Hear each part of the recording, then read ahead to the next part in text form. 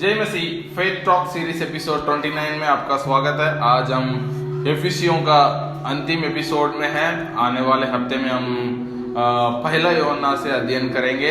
आज का टॉपिक है प्रार्थना आत्मिक लड़ाई के लिए एक हथियार है। पिछले 2 हफ्ते में हमने देखा था परमेश्वर के हथियारों को पहन लो, और उसका 2 भाग में हमने अध्ययन किया था। आज हम हमारे आत्मिक लड़ाई में एक अंतिम हथियार पौलुस जो है एफिसियों को कलीसिया के लिए उन्होंने बताया, और हमारे लिए भी। आइए हम शुरू करते हैं।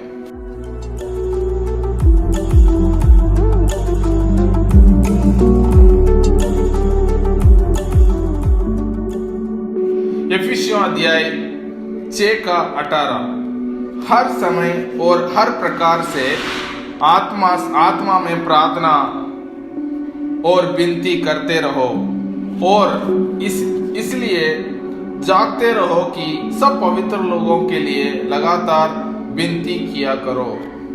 एफिसियों अध्याय 6 का 18। And pray in the spirit on all occasions with all kinds of prayers and requests. With this in mind, be alert and always keep on praying for all the Lord's people. इधर पौलुस कहते हैं हर समय और हर प्रकार से आत्मा में प्रार्थना करना। हमें जो है हर समय प्रार्थना करने के लिए पौलुस जो है विनती करते हैं। प्रार्थना एक आत्मिक हथियार है। पहले हम देख लेते हैं प्रार्थना क्या है। प्रार्थना मेरे हिसाब से या परमेश्वर का वचन के अनुसार जो है, प्रार्थना परमेश्वर के साथ बातचीत करना। हम प्रार्थना के द्वारा परमेश्वर के बारे में जान सकते हैं, परमेश्वर से हम बातचीत कर सकते हैं, परमेश्वर के इच्छा को हम जान सकते हैं, और परमेश्वर से परमेश्वर को स्तुति करते हैं प्रार्थना में, परमेश्वर को धन्यवाद देते हैं, और परमेश्वर से हमारे विनती को रखते हैं। यदि हम सिंपल सा साधारण बात में बात करते हैं तो प्रार्थना जो है कैसा एक पुत्र जो है, एक बच्चा जो है अपने पिता से बात करता है, वैसे ही है। तो परमेश्वर से हम प्रार्थना के द्वारा बात करते हैं। इसके द्वारा जो है हमारे रिलेशनशिप, हमारे रिश्ता जो है परमेश्वर के साथ हमेशा बने रहते हैं। कई बार बोलते हैं जब हमें मन करता है हम प्रार्थना करते हैं, ऐसे लोग कहते हैं नहीं, क्योंकि ये क्यों नहीं है, इसलिए कि हम ऐसा नहीं है कि एक ही घर में रहते हो और पिताजी से बात नहीं करते। ऐसा नहीं हो सकता। हम एक घर में रहते हैं, मतलब हम पिताजी से बात करते हैं, अपने आसपास में जितने भी लोग रहते हैं उनसे बात करते हैं। तो हम एक परिवार का, परमेश्वर का परिवार का एक सदस्य है। तो हमें क्या करना चाहिए? सब लोग से बातचीत करना और रिश्ता को बरकरार रखना जरूरी है। तो प्रार्थना जो है परमेश्वर से हमारे रिश्ता को बना के रखना। रोज परमेश्वर से प्रार्थना करना मतलब सुबह उठते हैं परमेश्वर से बातचीत करना, उनका इच्छाओं को जानना और हमारे जरूरतों को उनसे बोलना। ये सारे बात जो है परमेश्वर का प्रार्थना का मतलब है। तो हम पढ़ेंगे प्रार्थना में पौलुस कहते हैं कि हर समय में प्रार्थना करो। तो कई बार हमें सोचता है जब हमें मन नहीं करता है या हमें परिस्थिति जो है थोड़ा खराब सा रहता है, उस समय में हमें प्रार्थना करने के लिए मन नहीं करता। लेकिन प्रार्थना करना ही एक हथियार है जो हमें उस परिस्थिति से बाहर करा सकता है। क्योंकि हम लोगों से मेरे साथ ये हो गया, मेरे साथ वो हो गया, ऐसे बताते रहते हैं, लेकिन हमें कोई वो नहीं मिलता, उसका कोई सोल्यूशन नहीं मिलता।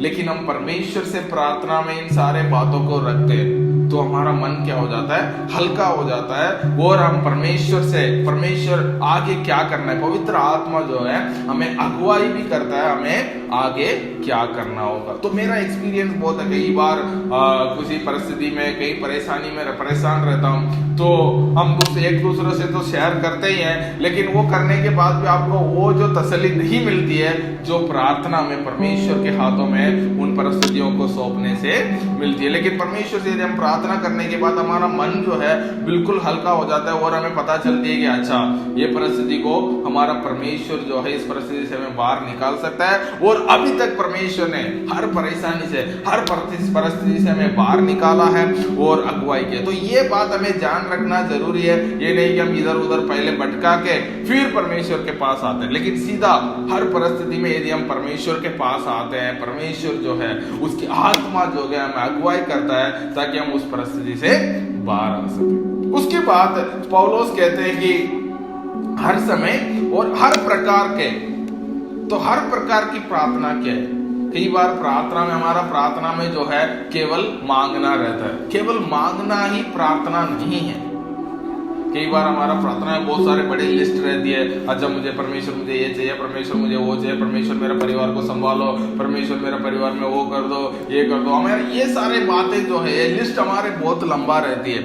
लेकिन पौलुस कहते हैं कि हर प्रकार की प्रार्थना करो। प्रार्थना में जो है परमेश्वर को स्तुति करना और परमेश्वर ने हमें हमारे जीवन में किया हुआ उपकारों को याद करते हुए उनको धन्यवाद देना, और परमेश्वर से विनती भी करना। जो हमारे जरूरतों को मांगना वो गलत नहीं है, लेकिन हमारे जरूरतों को मांगना ही प्रार्थना नहीं बनना चाहिए। और उसके बाद एक दूसरे के लिए प्रार्थना करना, एक दूसरे के लिए परमेश्वर के सामने खड़े होकर, परमेश्वर इस व्यक्ति के लिए जो आप जानते हैं कोई दुखी में है, कोई परेशानी में है, किसी का कोई जरूरत है, उनके लिए हम परमेश्वर से प्रार्थना कर सकते हैं। तो प्रार्थना ये नहीं है कि केवल मांगना। प्रार्थना जो है दो तरफ से एक कम्युनिकेशन, हम परमेश्वर से बात करते हैं, परमेश्वर को स्तुति करते हैं, परमेश्वर हमारे प्रार्थना के द्वारा वो प्रसन्न होते हैं और वो खुश होते हैं। उसके बाद परमेश्वर ने जो हमारे लिए किया है उस उपकारों के लिए धन्यवाद देना है। उसके बाद हम विनती भी कर सकते हैं और एक दूसरे के लिए भी प्रार्थना करना जरूरी है। उसके बाद वो पौलुस कहते हैं कि आत्मा में प्रार्थना, हर समय और हर प्रकार से आत्मा में प्रार्थना करना जरूरी है। आत्मा में प्रार्थना करना क्या है? यदि पहला यूहन्ना 5:14 हम देखते हैं और हमें उसके सामने जो हियाब होता है यह है कि यदि हम उसकी इच्छा के अनुसार कुछ मांगते हैं तो वो हमारी सुनता है। तो पवित्र आत्मा के अनुसार हम प्रार्थना कर रहे हैं, इसका मतलब पवित्र आत्मा जो हमें अगुवाई करता है उसके अनुसार प्रार्थना करना। तो वचन में लिखा गया कि यदि हम परमेश्वर की इच्छा के अनुसार प्रार्थना मांगने से हमें ये ख्याल होती है, ये कॉन्फिडेंस हमें होती है कि हमें जरूर मिलेगा। तो परमेश्वर की इच्छा को हम कैसा जानेंगे? तो पवित्र आत्मा जो है हमें अगुवाई करता है। अच्छा ये परमेश्वर की इच्छा है, आप मांग सकते हैं, तो जरूर परमेश्वर इसको पूरा करेगा। उसके बाद हम आत्मा में प्रार्थना करना, कई लोग बोलते हैं कि नहीं अन्य भाषाओं में बात करना जो है आत्मा में प्रार्थना करना नहीं है। नहीं, वो भी एक आत्मा में प्रार्थना करना। केवल अन्य भाषा में प्रार्थना करना आत्मा में प्रार्थना करना नहीं है, लेकिन अन्य भाषा में प्रार्थना करना भी एक आत्मा में प्रार्थना करना का एक उदाहरण है। क्योंकि कई बार हमें क्या प्रार्थना करना है हमें नहीं पता है। यदि हम पहला कुरिन्थियों 14:2 पढ़ते हैं, क्योंकि जो अन्य भाषा में बातें करता है वो मनुष्य से नहीं परंतु परमेश्वर से बातें करता है, इसलिए कि उनकी बातें कोई नहीं समझता, क्योंकि वह वेद की बातें आत्मा में होकर बोलता है। क्योंकि यदि हम अन्य भाषा बोलते हैं, हम हमारे सामने खड़े होने वाले व्यक्ति से बात नहीं करते हैं, लेकिन हम किससे बात करते हैं? परमेश्वर से बात करते हैं। और हमें क्या जरूरत है, हमें क्या प्रार्थना करना चाहिए? कई बार एक और वचन में उसमें लिखा गया है कि यदि हम जो हमारे लिए जरूरत है उसके अनुसार प्रार्थना जो है पवित्र आत्मा जो है हम हमारे द्वारा प्रार्थना करता है। तो ये हमें जानना जरूरी है। अन्य भाषा में प्रार्थना करने के द्वारा भी हम परमेश्वर से बात कर सकते हैं, उसको हम आत्मा में प्रार्थना करना कहते हैं। इन बातों को हमारे आसपास के कोई भी नहीं समझता, लेकिन हम आत्मा में होकर क्या करते हैं? प्रार्थना करते हैं। वो परमेश्वर समझते हैं और उसका उत्तर देते हैं। उसके बाद हम देखते हैं उसी पद में, और इसलिए जागते रहो कि सब पवित्र लोगों के लिए लगातार विनती किया करो। हमें क्या करना चाहिए? हर समय में अलर्ट रहना चाहिए। हर समय में मतलब हमारे रिलेशनशिप में कोई भी प्रॉब्लम नहीं होना चाहिए, क्योंकि कभी भी हम पाप करते हैं, क्या करते हैं, हमारे रिश्ता में बीच में कोई प्रॉब्लम आ जाती है तो हमारे मन में अच्छा नहीं लगता, क्योंकि परमेश्वर हमसे इतना प्रेम करते हैं। यदि हम कुछ पाप करते हैं तो क्या हो जाता है, हमारे रिश्ता में थोड़ा सा प्रॉब्लम्स आ जाती है। तो हमें क्या करना चाहिए? तुरंत प्रार्थना में आके, मैं ये नहीं कहता हूँ कि कोई हमारे जीवन में हम गलती ही नहीं करेंगे, नहीं, हम कई बार गलतियां करते हैं, जानबूझ के करते हैं, कई बार अनजान में करते हैं, लेकिन प्रॉब्लम ये है, परमेश्वर हमें क्या करना चाहिए? परमेश्वर से तुरंत आकर प्रार्थना में उनके साथ रिश्ता में दोबारा आ जाना जरूरी है। वो जो है, इसे कहते हैं पौलुस जो है हर समय जो है जागते रहो। ऐसा नहीं कि चलो एक बार मैंने पाप कर दिया, अभी तो परमेश्वर के पास आ ही नहीं सकता, क्योंकि शैतान जो है परमेश्वर से इतना दूर लेके जाने के लिए वो कोशिश करते रहता है। इसलिए हमें क्या करना चाहिए? तुरंत परमेश्वर के पास आ जाना चाहिए। और वो कहते हैं कि पवित्र लोगों के लिए लगातार प्रार्थना करते रहो। उसके बाद हम देखते हैं इफिसियों 6:19 में, और मेरे लिए भी मुझे बोलने के समय ऐसा प्रबल वचन दिया जाए, मैं साहस के साथ सुसमाचार के वेद बता सकूं। पौलुस कहते हैं कि मेरे लिए भी प्रार्थना करो।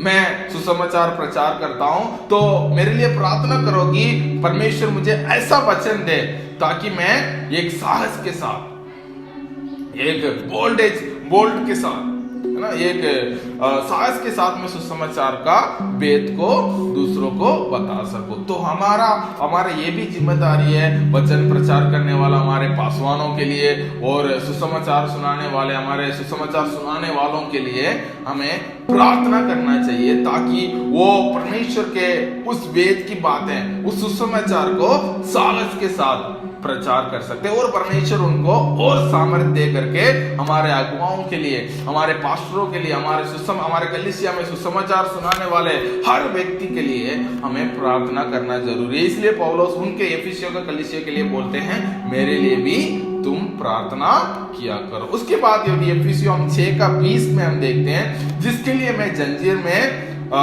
जकड़ा हुआ राजदूत हूं, और ये भी है कि मैं उसके विषय में जैसा मुझे चाहिए साहस से बोलूं। पौलुस कहते हैं कि ये सुसमाचार सुनाने की वजह से मैं आज क्या करता हूं, जंजीर में हूं।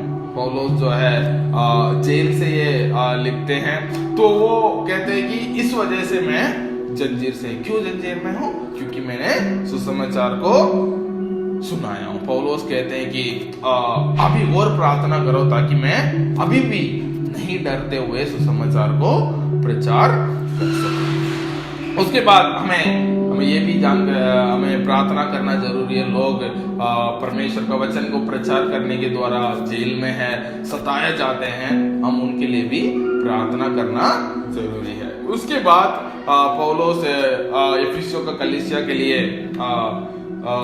एक व्यक्ति को भेजते हैं। एफिसियों 6:21 में लिखा गया, तुकिकस जो प्रिय भाई और प्रभु में विश्वास योग्य सेवक है, तुम्हें सब बातें बताएगा कि तुम भी मेरा दशा जानो कि मैं कैसा रहता हूँ। और पौलुस जो है एफिसियों कलीसिया जहाँ वो रहते थे वहां से बहुत दूर थी, फिर भी तुकिकस, उस समय में एक जगह में दूसरे जगह जाना बहुत आसान नहीं है, लेकिन फिर भी पौलुस जो है एफिसियों कलीसिया से बहुत प्रेम करते हैं, है ना। पौलुस जो है एफिसियों कलीसिया में लगभग 3 साल उधर रह के सेवकाई किए, उस कलीसिया से बहुत प्रेम करते थे। तो वो कहते हैं कि मैं तुकिकस को आपके पास भेजता हूँ, वो आके आपको सारे बातें बताएगा। वो एक विश्वास योग्य सेवक है, वो आपको सारे बातें बताएगी, मेरी दशा क्या है और मैं कैसा रहता हूँ, किस हालत में रहता हूँ, ये सारे बातों को आपके सामने आके वो क्या करेगा, बताएगा, है ना।